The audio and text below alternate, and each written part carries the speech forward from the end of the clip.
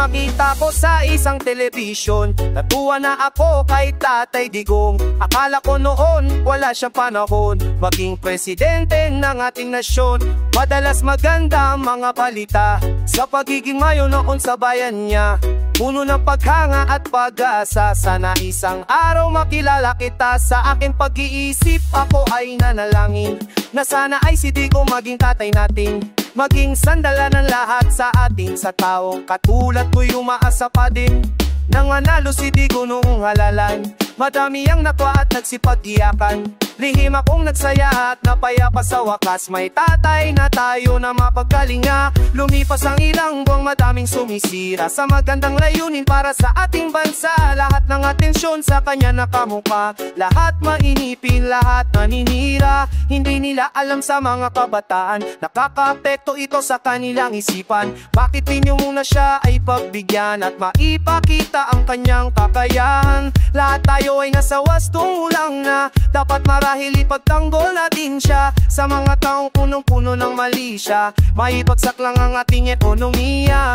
Madalas kong itanong sa aking sarili, wala na ba tayong magawa kung di ang mangsisi? Imbes na magtulungan para sa kaunlaran, lahat tayo ay abala sa patalinuhan. Si Tatay Digong para sa akin ay sagot na dasal sa ating bayan, pagunlad at siguradong aayos kalakaran sa lahat ng bahagi ng ating bayan. Kaya pakiusap ko sa sambayan ng Pilipino, ito pa ang 10 maputing nagawa ni Tatay Digong na Bill program. Sa mga panguhing proyekto ni Duterte ang Bill program na naglalayong magpatayo ng maraming infrastruktura sa buong bansa.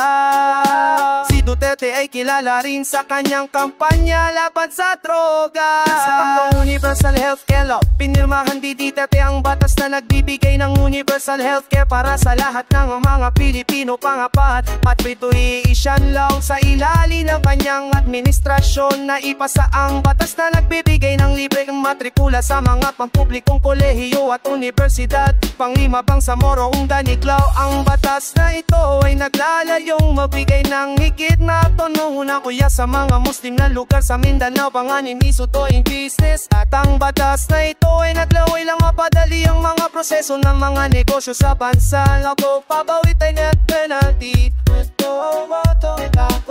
Napos si Duterte para sa pagbabalik ng death penalty para sa mga A-News crimes. Ang executive order on smoking ban, nagpatupad si Duterte ng nationwide smoking ban sa mga pampublikong lugar at pangsangpo pagpapalakas sa relasyon sa China. Sa ilalim ng ang administrasyon, lumakas ang relasyon ng Pilipinas sa China. Kaya sabihin niyo sa akin kung gaano siya kailangan ng ating bayan. Mabuhay si Tatay Digong.